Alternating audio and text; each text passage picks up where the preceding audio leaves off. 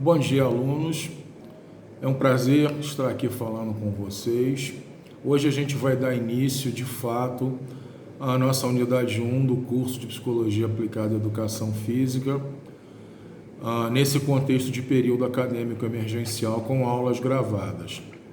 Nossa primeira aula, ela versará sobre algumas informações relativas à vida do Sigmund Freud, considerando que o enfoque que eu vou dar nessa disciplina é de natureza, psicanalítico freudiano. Essa é uma opção que eu fiz porque o Freud foi um sujeito, um acadêmico, que desenvolveu uma teoria muito interessante sobre corpo, sobre sexualidade e sobre prazer, que são questões que tangenciam diretamente a nossa área. Para só depois eu entrar nos conceitos freudianos propriamente ditos no nosso encontro a seguir, na nossa próxima aula gravada. Hoje vai ser um apanhado mais amplo para vocês conhecerem a vida do Freud e acredito que mais adiante se darão conta de que muitos dos aspectos da sua vida pessoal permearam toda a sua teoria, toda a sua produção conceitual. Vamos lá. Quem foi Sigmund Freud, né? Acima de tudo, era um homem com muita fé na razão como forma de nos auxiliar enquanto espécie a resolvermos os nossos problemas. E por outro lado, Freud também acreditava na razão como a principal forma de nos livrarmos dos óbices, dos obstáculos legados pela tradição, para não acreditarmos em falsas autoridades, para não nos apegarmos às certezas ilusórias do senso comum. Enfim, Freud ele acreditava a razão, a condição de um guia supremo das ações humanas. Na história das ciências, o Freud muitas vezes é colocado como o último positivista. O que significa ser um positivista? Bom, em teoria do conhecimento, a doutrina positivista tem a ver com a ideia de que os conhecimentos verdadeiramente críveis, os conhecimentos bons, entre aspas, são aqueles ligados a evidências, na realidade, evidências essas que possam partir de descrições objetivas e que não contenham elementos ilusórios. O Freud ele é considerado um dos últimos tributários dessa visão de mundo, dada a sua fé inquebrantável na razão e em descrições objetivas dos fenômenos. No caso dele, ele aplicou os preceitos da doutrina positivista ao estudo do psiquismo humano, que foi o seu grande objeto de estudo. O psiquismo humano a gente vai aprofundar um pouquinho mais na nossa próxima aula digitalizada, com base no que a gente vai começar a discutir hoje. Bom, o Freud, ele tinha uma frase muito interessante, me permitam abaixar a cabecinha um pouquinho para ler, que era: a razão é o único guia para o enfrentamento do senso comum, das ilusões religiosas, dos falsos ídolos e do desapego às autoridades. Ele viveu no final do século XIX e primeira década do século XX, época em que a modernidade estava em pleno processo de construção, as urbanizações das grandes cidades europeias, as economias de massa sendo constituídas, enfim, era um ambiente onde a ciência conquistava cada vez mais espaço e era cada vez mais credibilizada como conjunto de informações que realmente nos permitia transitar no mundo com alguma segurança em relação aos conhecimentos legados por outros discursos,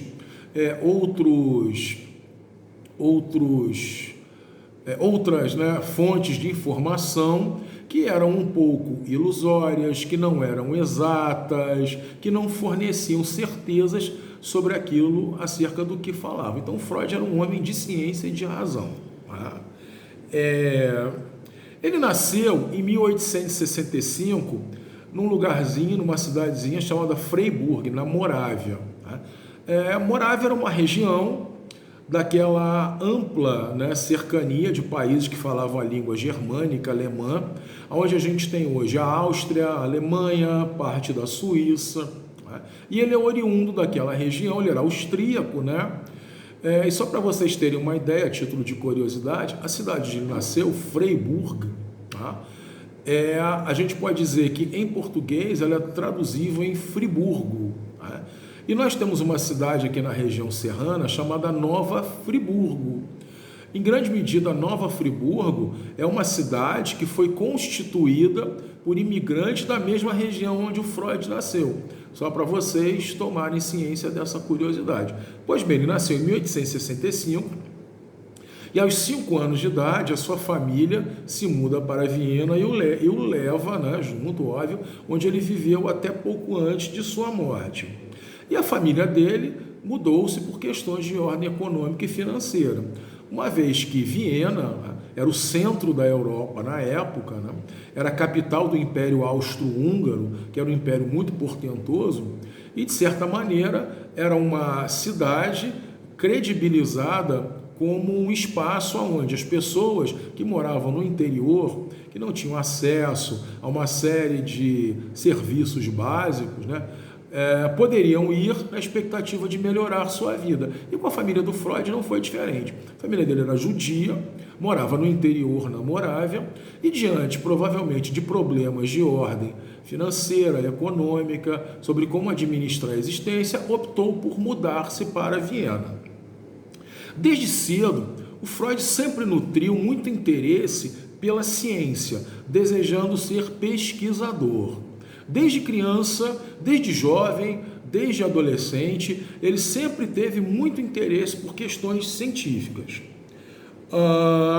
Em grande medida, isso reflete uma influência que ele teve de Goethe, poeta alemão, do movimento chamado Romantismo, que além de poeta, era filósofo e um profundo estudante de questões da natureza. Tanto que a gente sabe pela leitura das biografias do Freud que um livro de Goethe, escrito A Natureza, o influenciou muito e despertou nele o interesse pela botânica, pela física, pela química, pela biologia e, de certa maneira, a gente pode afirmar com algum arrazoado que essa paixão dele em ser pesquisador científico tem uma profunda influência goetheana. Porém, as circunstâncias econômicas desfavoráveis da sua família o levaram a matricular-se na Faculdade de Medicina da Universidade de Viena em 1873. Naquela época, geralmente, as pessoas que dedicavam sua vida à ciência eram aquelas que tinham posses, que tinham alguma estabilidade financeira, que tinham heranças, que, de certa forma, não precisavam se preocupar em adquirir proventos para gerir o cotidiano, né? E o Freud, ele não era dessa linhagem hereditária, vamos assim dizer, né? Então, de alguma maneira, ainda que o interesse pelo conhecimento nunca tenha sido apagado da vida dele, ele tinha que adquirir uma forma de gerir sua vida. E isso levou a optar pela medicina. Na faculdade de medicina, olha a questão da influência do Goethe nele. Ele se interessou justamente por neuroanatomia e neurofisiologia, influenciado por Meynert e por von Bruck, que foram seus tutores. Meynert primeiro em 1878, que foi o tutor de neuroanatomia, e em 1882 o von Bruck, o tutor de neurofisiologia.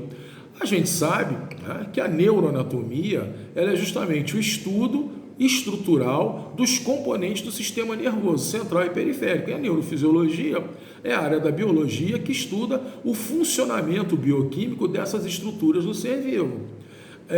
A gente detecta aí, né, que mesmo na faculdade de medicina, e vamos deixar claro, medicina não é uma ciência, mas é uma área de intervenção no campo da doença, com vista a promover a saúde, que tem na ciência um dos seus parâmetros de fundamentação. Mas dentro da faculdade de medicina, reacendeu o interesse do Freud justamente pelo quê? Pelas bases científicas da medicina, né? Daí aquela suposição anterior minha, né, de que ele nunca perdeu completamente o interesse pela prática científica. Desde cedo, ele sempre manteve esse interesse que o perseguirá por toda a vida. Em 1881, ele concluiu o curso de medicina. Ele se especializou em neurologia, com alguns diálogos com psiquiatria. E aí ele passa por uma indecisão. Eu continuo me dedicando à pesquisa científica ou eu vou para a prática médica, não é? Esse dilema o acompanhou até o final do seu curso superior. Lógico que, por motivos de ordem financeira, ele ingressa na prática médica, na clínica neurológica. Ele vai clinicar neurologicamente porque ele precisava adquirir proventos para se sustentar, né? Porém, olha que interessante, em 1885, ele retorna à Universidade de Viena, presta um processo seletivo e ele se torna professor assistente lá. Tamanho o seu interesse, tamanha a sua vontade em continuar a investigar uma série de questões que nunca ficaram apagadas para ele. Em 1884 foi um ano muito importante para o Freud. Um ano antes, justamente, dele decidir ir para a Faculdade de Medicina como professor assistente. Em 1884, ele conhece Joseph Breuer, um médico alemão, de língua germânica, óbvio, que tinha uma proposta muito interessante. O Breuer, ele estudava e clinicava pessoas que tinham sintomas de histeria aguda. O que é histeria aguda? É aquilo mesmo que a gente conhece pelo termo hoje em dia. Pessoas que têm desmaios, perdem o bom senso, gritam compulsivamente, passam mal, têm surtos. E o Breuer estudava essas pessoas. E era algo muito recorrente na Viena de então, porque o início da modernidade, a transição do século XIX para o século XX, época em que Freud viveu, era também um período onde havia uma grande transição nos costumes, Havia uma grande transformação nos modos de viver, de ser, nas formas de se comunicar, e transformações essas muito rápidas que exigiam mudanças de comportamento também muito intensas e abruptas nas pessoas. E era usual, entre indivíduos, principalmente mulheres do sexo feminino, que de alguma maneira se sentiam incomodadas, com um novo ambiente repressivo, com esses novos valores que elas tinham que introjetar nas suas vidas para existir nessas cidades em plena ascensão urbana. Pois bem, tudo isso em algumas delas gerava um mal-estar psíquico tão grande, uma angústia tão intensa, uma agonia, tão quanto mais, que elas surtavam de maneira histérica e desmaiavam, gritavam, se sentiam mal, enfim, tudo isso que a gente sabe. E o Breuer era um cara que se interessava por isso, investigava isso, clinicava essas pessoas. Ele usava uma metodologia muito interessante, a hipnose, as técnicas de hipnotismo.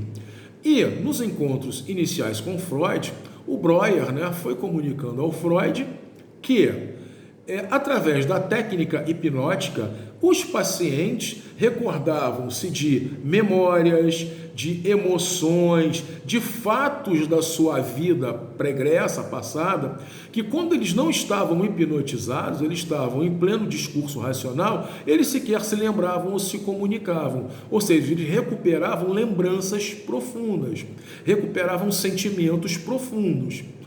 E isso impressionou muito Freud, porque sinalizou para ele o seguinte: ainda que eu seja médico neurologista, o tratamento convencional dado a pacientes dessa natureza não permite que eles exponham essas informações que a priori estão muito escondidas na sua constituição existencial.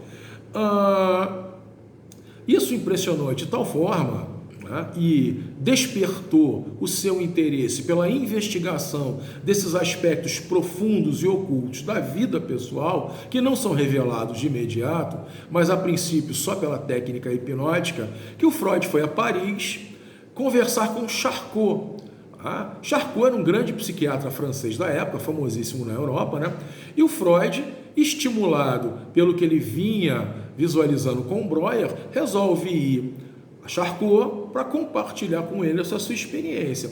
Pois bem, a decepção do Freud foi enorme, porque apesar do Charcot, enquanto psiquiatra e neurologista, também concordar que a histeria não era para ele uma doença orgânica, uma doença causada por um mau funcionamento do cérebro ou do sistema nervoso, ele, por outro lado, ele não credibilizou a técnica hipnótica, né, que o Freud levou até ele. Veja bem, Freud não inventou a hipnose, né? Ele fazia uso de uma técnica antiga numa perspectiva médica. E ele, quando leva a Charcot a técnica hipnótica como uma proposta de intervenção médica para pacientes portadores de histeria, algo que ele vinha desenvolvendo com Joseph Breuer, o Charcot desacreditou isso, não aceitou, desqualificou a proposta do Freud e disse que aquilo não passava de esoterismo, de, enfim, algo que não tinha evidências, né? Enfim, ele provocou uma grande decepção no Freud. Freud volta a Viena, retoma seus trabalhos com Breuer, né? E segue, né? A gente está falando de 1884, 85, ano que o Freud ingressa, novamente eu falo, na Universidade de Viena. Ele continua trabalhando com Breuer, mas ele também começa a desenvolver métodos e a criar, né, estratégias próprias de acesso a essas estruturas profundas das pessoas. E em 1895, ele abandona a técnica hipnótica, se afasta do Breuer e cria o método das livres associações. O que é o método das livres associações? Pois bem, é através da orientação psicanalítica deixar as pessoas falarem, exporem aspectos da sua vida. As pessoas vão falando, e o Freud, tal qual acontecia com os pacientes hipnotizados, ele sabia que menções a uma existência mais profunda apareceriam nos interdiscursos das pessoas. E essas menções eram momentos chaves, eram gatilhos para ele montar um mapa mental dessa vida mais oculta das pessoas e que também exercia uma influência na sua vida consciente. Seria mais ou menos assim. Imagina eu, Dirceu, né, que eu esteja numa terapia freudiana, com o Freud, quem me dera, e ele me pergunta, digamos que eu esteja sofrendo de um mal-estar muito grande, que eu esteja tendo dificuldades para viver, e ele pergunta, me fala um pouquinho de como era a sua vida com sua mãe. Eu começo a falar, bom, minha mãe me pegava na escola, minha mãe me levava para brincar, me levava na praia, me divertia no meu prédio, e eu tenho uma vontade louca de matar minha mãe. E depois de eu sair com ela do prédio, nós íamos à casa dos nossos primos. Quando eu falo que eu tinha uma vontade louca de matar minha mãe, era justamente aquilo que o Freud remetia, né, na livre associação. Eu, ao falar de aspectos do meu passado, que eu julgo controlar, eu também, através da fala, faço que com aspectos ocultos, sedimentados, possam emergir e aparecer entre a minha fala. Esses aspectos é que dizem respeito à vida psíquica profunda. E aí ele pegava, ele tem algum problema, desejo de morte da mãe. E a partir daí ele ia criar um novo leque de perguntas para aprofundar essa questão. E a partir daí ele criar, né, todo um diagnóstico, tá, e uma cartografia dos processos ocultos do Dirceu. Esse era o método das livres associações. Não tinha hipnose, era com o paciente consciente, mas com a suposição de que na fala consciente haveria ainda canais, caminhos, por onde elementos do inconsciente se manifestariam. E eu não teria a menor condição de prever ou controlar isso. Essa é a essência do método freudiano, né? Por meio, dessas livres associações, o Freud formula a noção de inconsciente. E o que é o inconsciente? Vamos usar aquela imagem do iceberg, né? Que a gente sabe que é aquela montanha de gelo que existe na Antártida, no Ártico, né? O iceberg ele tem sempre uma pontinha que sai para fora da água, mas a maior parte da estrutura está debaixo da água. A gente pode dizer que o nosso consciente é o que está fora da água e por debaixo dele, o estruturando, né? Lhe servindo de base, a gente tem uma grande raiz inconsciente. E essa raiz inconsciente, ela está o tempo todo entremeando a nossa existência consciente. E o Freud, por meio do método das livres associações, onde essas muitas vozes que nos habitam, né, e que permeiam a nossa vida se manifestam, ainda que a gente não tenha ciência, ele chega à noção de que há uma vida, há estruturas inconscientes, né? Há muito tempo, filósofos e poetas já desconfiavam, né, dessa hipótese, apesar de não terem formulado ela nas bases com que Freud as elaborou. Mas a gente vai encontrar em Nietzsche, em Aristóteles, em Schopenhauer, né, uma série de alusões à possibilidade de algo que nos habita e que nós não controlamos e que está presente o tempo todo na nossa existência e que Freud deu o nome de inconsciente. E na mesma época, com base nessa ideia de inconsciente, o Freud formulou uma teoria da sexualidade infantil. Isso causou um mal-estar muito grande na época, né? Imagina alguém dizer que criança tem existência sexual, que criança tem hábitos sexuais. Isso era uma ofensa à moral judaico-cristã, aos valores legados pela tradição renascentista, né? E ele propõe que crianças têm existência sexual, sim, que crianças têm prazer corporal, sim, que não necessariamente é o prazer ligado ao coito, à genitália, a gente vai ver disso mais para frente. Isso causou um grande escândalo para a época. Inclusive, o Freud foi muito mal compreendido por causa disso. Ele sofreu ataques de outros profissionais de diversas áreas, da área de educação, da área de neurologia, da área de psiquiatria, que tentaram desqualificá-lo pessoalmente o tempo todo.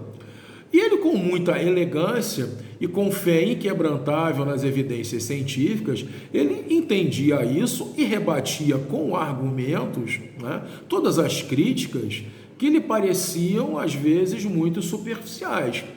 E à medida que ele foi rebatendo e argumentando contra essas críticas, ele foi possibilitando a emergência de um novo paradigma. O que é um paradigma, né? É um eixo que orienta determinados pensamentos, determinadas pesquisas, enfim, é como se fosse uma grande direção, tanto de intervenção, no caso dele, médico-clínica, como de pesquisa, que é o paradigma do inconsciente. E, a partir dele, a gente pode dizer que a gente teve uma revolução, quanto mais, no campo das ciências mentais.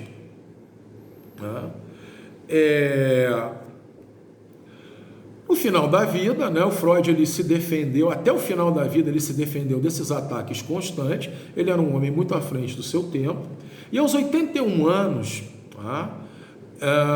diante das perseguições dos movimentos nazistas, né, que ainda estavam em amadurecimento, ele se mudou para a Inglaterra. As teorias dele eram consideradas subversivas, né? A política, né, nazista o via como um homem de grande perigo pelas suas ideias, né, pelas teorias que ele propunha, pelas suas intervenções, né, e em grande medida pelo fato das teorias dele mostrarem que a subordinação demasiado intensa a qualquer tipo de autoridade poderia ser um reflexo de patologias, né, constituídas desde a infância e que se mantinham sobrevivas ao longo da vida adulta. Com isso, ele questionava a crença no autoritarismo. Para vocês terem uma ideia, abrindo um parênteses aqui, 3 pensadores que eu estudei no doutorado, filósofos alemães, Max Horkheimer, Theodor Adorno e Herbert Marcuse, construíram teorias filosóficas com base em conceitos freudianos, acerca dessa adesão a personalidades autoritárias. né? Para a gente ver a importância desse cara. Pois bem, diante da perseguição nazista, o Freud ele se refugia na Inglaterra, aonde ele continua a trabalhar até o final da sua vida. Né? É uma biografia muito rica. O que a gente tem que reter? O objeto de estudo do Freud sempre foi o psiquismo humano, o conjunto das operações cognitivas e mentais, que muitas vozes, muitos discursos, muitas concepções de senso comum vão chamar de alma, de espírito e por aí adiante. Ele chamava de psiquismo. E os processos psíquicos, são o conjunto de produções mentais que nós temos no campo da cognição, que é o intelecto, no campo das emoções e que de alguma maneira tem alguma manifestação somática no nosso corpo. A gente, por um lado, tem uma dimensão individual e intransferível, mas por outro, a gente se relaciona com o mundo e com as pessoas. Então, o nosso psiquismo é um reflexo desses dois vetores. Então, ele é constituído, né, de cognições e de emoções que se interpolam o tempo todo. E emoções profundas, muitas vezes de difícil identificação e que estão interferindo, estão influindo na nossa forma de ser, no nosso modo de existir. Uma última observação, para encerrar esse primeiro encontro: o Freud inaugura a psicanálise como intervenção no campo da existência mental, que é diferente da psicologia. A psicanálise, ela tem a ver com intervenções que têm como foco a existência inconsciente da pessoa. Essa grande dimensão que não está visível, porém interfere no que está visível.